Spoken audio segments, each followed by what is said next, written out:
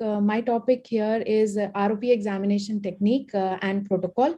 So from Dr. Nilesh's talk, we learned that this is just a summary of what ROP management should involve.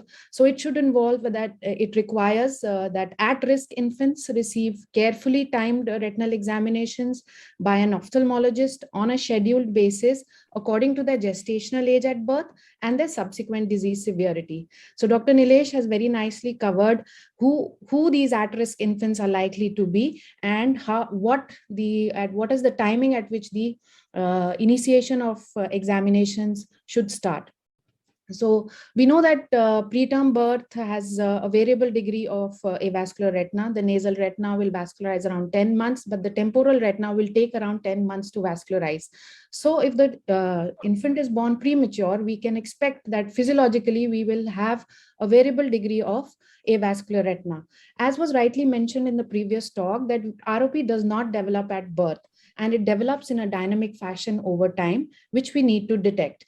And what we are looking at while we are trying to examine the infant retina is the junction of the normally vascularized and the avascular retina. To what extent has the retina vascularized, and what are the changes that are happening at that vascular-avascular junction? Because ROP develops in a phased manner. The first phase is the phase of vasoobliteration, where the normal retinal vascularization process stops. And then the phase 2, which is the phase of retinal neovascularization and is characterized by abnormal neovascular proliferation. So basically, when we are examining, we are looking at this junction and the changes that we see at it. So the first, so we know whom to screen, we know when to screen. So I will cover how to screen. So how to examine? So it is, as we mentioned by Dr. Nilesh, that we can examine bedside, we can do the examination within the NICU, within the incubator, under the radiant warmer, as well as at in the ophthalmology clinic. So generally, we try to withhold the last feed an hour before the examination.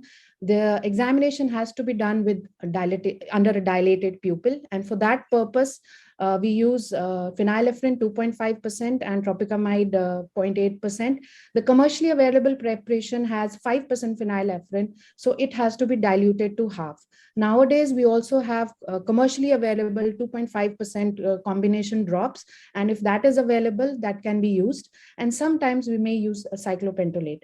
So one drop in each eye has to be instilled twice, 10 to 15 minutes apart. We need to wipe off the excess drops from the cheeks. And then if we are not seeing pupillary dilatation even after installation of drops twice, then we should first examine carefully, because what we may be seeing that there may be changes in the iris which will not allow the pupil to dilate. So it may indicate severe disease. So we do not need to keep dilating, because then we run the risk of systemic toxicity.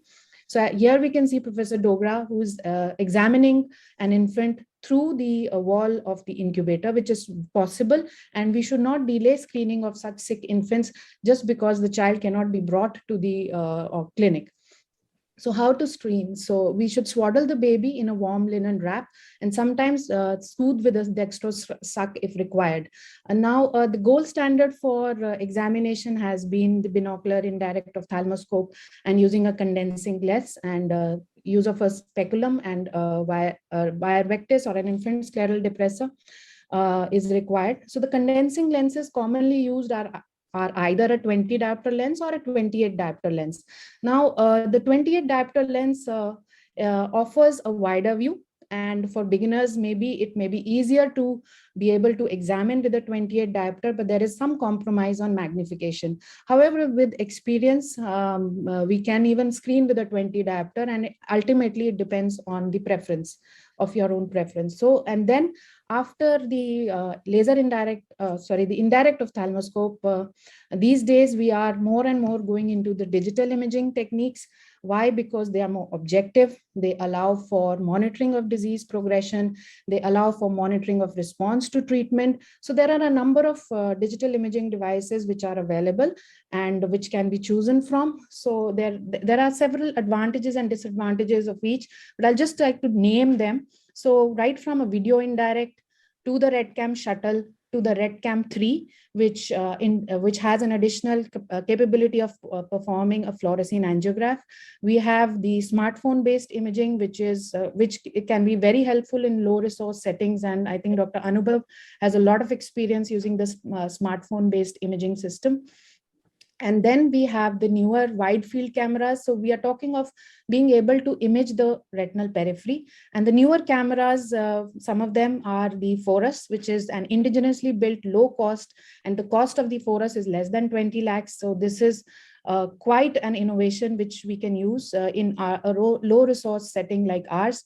Then we have some of the new cameras such as the Phoenix Icon. It also has the ability to perform an fluorescein angiography. We have the PanoCam, which has a wireless, the objective camera lens is wireless. And then there are reports of using the Optos wide field imaging system for imaging these infants. However, the positioning traditionally, which is supine, has to be changed to the flying baby position if you have to place the image, to place the infant to be imaged on the Optos. So wide field digital imaging is a boon because it is objective. It is excellent for telescreening, teaching, as well as the counseling of the parents. So what is more important than when we are examining, we should use standard terminology. We should not use vague terms. So for standard for ROP documentation is the International Classification of ROP. The last modification was in 2005. And then we may expect the third round of this classification, maybe this year or next year. So use terms in terms of zone, the stage, the extent, presence or absence of plus disease, and aggressive posterior ROP or pre-plus. So these are the terms that have to be used. So when we start examining with the lens, you should bring that lens closer to the eye to examine first the iris and whether or not there are some abnormal vessels on the iris, which are extending onto the anterior surface of the lens, which we label as a tunica, persistent tunica vasculosa lentis. If this is there, then our antenna should be up, that we may expect severe disease behind, and the pupil is not likely to dilate. We may expect a media haze. This is how a normal vascularized retina would look like. Here we can see that through the RETCam, we have been able to capture the ora where this yellow crosshair is there. And then we can see retinal vessels going right up to the ora. These are the stages. Right from the top left, we have stage 1, which is shown by the white arrow.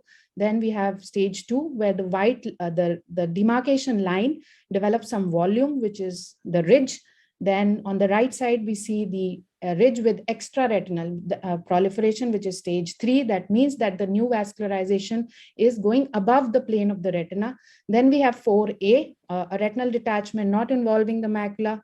Then 4B, which is 1D, retinal attachment involving the macula. And the last is stage 5.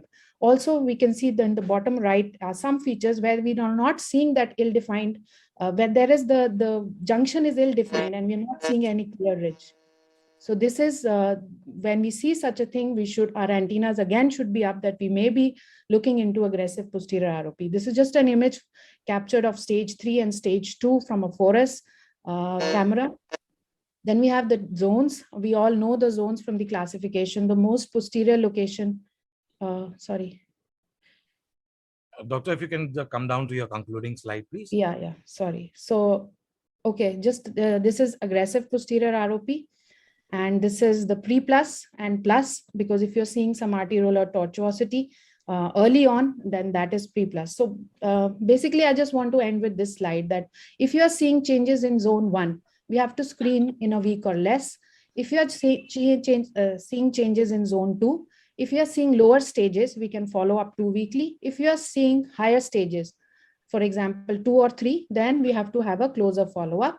And if you're seeing changes in zone 3, and if you're not seeing any ROP, but only seeing immature retina, then we can follow up 2 to 3 weekly. And we have to terminate screening once we see complete vascularization or vascularization in zone 3, or the child has reached a PMA of 45 to 50 weeks. So to conclude, we should use standard terminology while describing ROP. We should document our findings clearly. We advise and counsel regarding follow-ups, and when in doubt, please refer timely.